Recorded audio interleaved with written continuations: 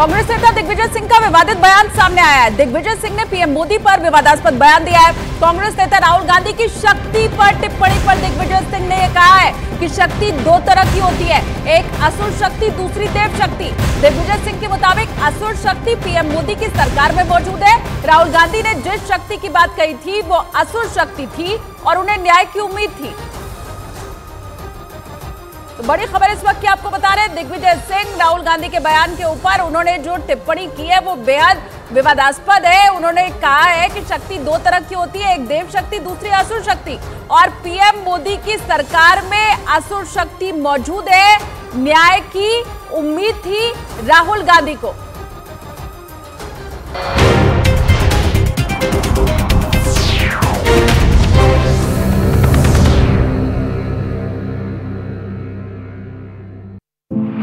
जिसने सैनिकों से लेकर अमेरिका के विदेश नीति तक का किया है नेतृत्व, मिलिए माइकल आर पॉम्पेयो से।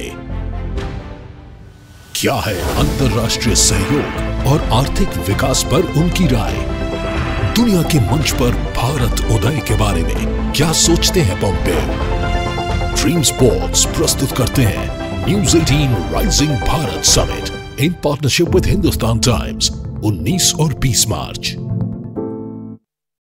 डाक बंगला के पास इंदु भूषण ठाकुर के घर पर अपना चुनावी कार्यालय बनाया था, लेकिन 1984 और 2009 में रामविलास पासवान ने अपना चुनावी कार्यालय बदल दिया था और इन दोनों बार रामविलास पासवान चुनाव हार गए थे। इसके बाद इंदु भूषण ठाकुर के घर को रामविलास पासवान के लिए लकी माना जाने लगा था और खबरें थी कि खुद रामविलास पासवान भी ऐसा मानने लगे थे और वहीं पर अपना चुनावी कार्यालय बनाया था। यानी हाजीपुर से जीतने के लिए रामविलास पासवान हर मोर्चे पर काम करते थे और इस सीट पर उन्होंने 2 बार जीत का विश्व रिकॉर्ड बनाया था। दूसरी बार तो उन्होंने खुद का भी रिकॉर्ड तोड़ दिया था। और हाजीपुर में उनके लिए धरती से गूंजे आसमान, हाजीपुर में रामविलास पासवान के नारे लगते थे। लेकिन उनके निधन के बाद हाजीपुर की सीट पर दावेदारी के लिए चिराग पासवान और पशुपति पारस में ऐसी जंग छिड़ी कि लोक जनशक्ति पार्टी ही टूट गई थी। बेटे ने हाजीपुर सीट पर यह कहकर दावा किया था कि ये सीट उनके पिता की, जबकि भाई पशुपति पारस ने भी अपने भाई की सीट पर ही दावा ठोक दिया था। इस बीच बिहार में विपक्षी गठबंधन में सीट शेयरिंग पर सहमति बन गई। सूत्रों के हवाले से खबर है कि बिहार में विपक्षी गठबंधन के बीच सीटों के बंटवारे पर फॉर्मूला तय हो गया। खबर है कि बिहार की 40 लोकसभा सीटों में आरजेडी को 28, कांग्रेस को 9, सीपीएम को 2 और सीपीआई को 1 सीट मिल सकती है। सूत्रों के मुताबिक बेगूसराय और कटिहार इन 2 सीटों को लेकर पेच फंसा हुआ है। दिल्ली शराब घोटाला मामले में आरोपी तेलंगाना के पूर्व मुख्यमंत्री के चंद्रशेखर राव की बेटी के कविता ने सुप्रीम कोर्ट में एक याचिका दायर की। उन्होंने इस मामले में ईडी की गिरफ्तारी को चुनौती दी। पिछले हफ्ते ईडी की टीम ने हैदराबाद में उनके घर पर छापा मारा था। इसके बाद ईडी ने उन्हें गिरफ्तार कर लिया था।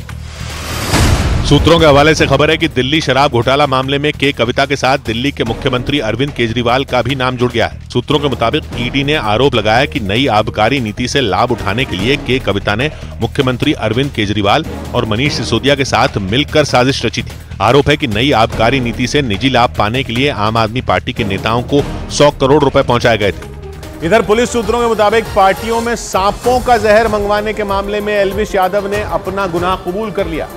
एल्विश यादव को पुलिस ने नोएडा की एक पार्टी में सांप का जहर सप्लाई करने के आरोप में गिरफ्तार किया था। और पुलिस सूत्रों के मुताबिक पूछताछ के दौरान एल्विश यादव ने न सिर्फ गुनाह कबूला बल्कि इस पूरे रैकेट के बारे में कई तरह की जानकारियां दी। सूत्रों ने बताया कि एल्विश यादव ने ये माना कि पार्टियों के दौरान वो नशे के लिए सांपों का जहर सप्लाई करते थे। सूत्रों के मुताबिक पुलिस पूछताछ में एल्विश ने यह भी बताया कि वो नवंबर में गिरफ्तार किए गए दूसरे आरोपियों के संपर्क में थे। कुछ महीने पहले एल्विश यादव का एक वीडियो सामने आया था। उस वीडियो में वो एक पार्टी में अपने गले में जहरीले सांप लपेटकर झूमते दिखाई दिए थे। सोशल मीडिया पर वीडियो वायरल होने के बाद एक्शन लेते हुए पुलिस ने एल्विश यादव के खिलाफ मामला दर्ज कर लिया। इसके बाद पिछले साल 4 नवंबर को पुलिस ने नोएडा से 4 सपेरों समेत 5 आरोपियों को गिरफ्तार कर लिया था और 8 नवंबर को एल्विश यादव से नोएडा पुलिस ने पूछताछ की थी। पिछले महीने 15 फरवरी को जांच रिपोर्ट में सांपों के जहर की पुष्टि हुई थी, जिसके बाद एक रोज पहले एल्विश यादव को नोएडा पुलिस ने गिरफ्तार कर लिया था और इसके बाद पुलिस ने उन्हें कोर्ट में पेश कर दिया था। अदालत ने एल्विश यादव को 14 दिन की न्यायिक हिरासत में भेज दिया था। सूत्रों ने बताया कि एल्विश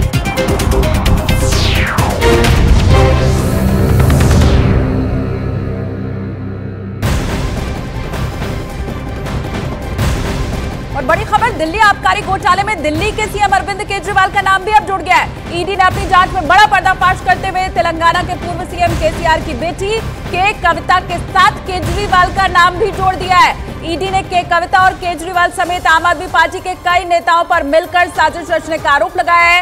इसके साथ ही के कविता पर आम आदमी पार्टी को 100 करोड़ की रिश्वत देने का भी आरोप लगा है। आबकारी घोटाला मामले में ईडी ने केजरीवाल को 21 मार्च को पूछताछ के लिए बुलाया है। बड़ी खबर, अरविंद केजरीवाल की मुश्किलें इसके बाद अब और बढ़ रही हैं। तो केजरीवाल की मुश्किलें बढ़ी, के कविता के साथ अरविंद केजरीवाल का नाम भी शामिल है।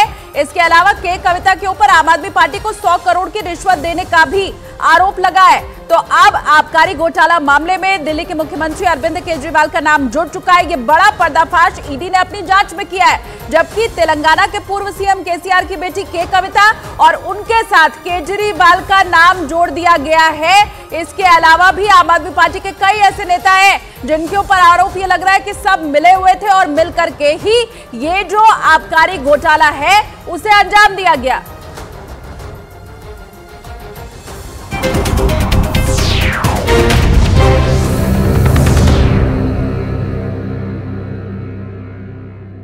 प्रधानमंत्री नरेंद्र मोदी के साथ एक मंच पर नीति निर्माता,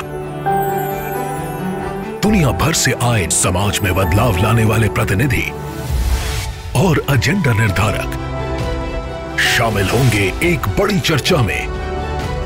ये मंच बनेगा गवाह भारत के विकास की असाधारण कहानी और उसकी असीमित क्षमता पर चर्चा का। ड्रीम स्पोर्ट्स प्रस्तुत करते हैं news 18 rising Bharat summit in partnership with Hindustan times 19 और 20 मार्च सिर्फ न्यूज़ 18 नेटवर्क पर।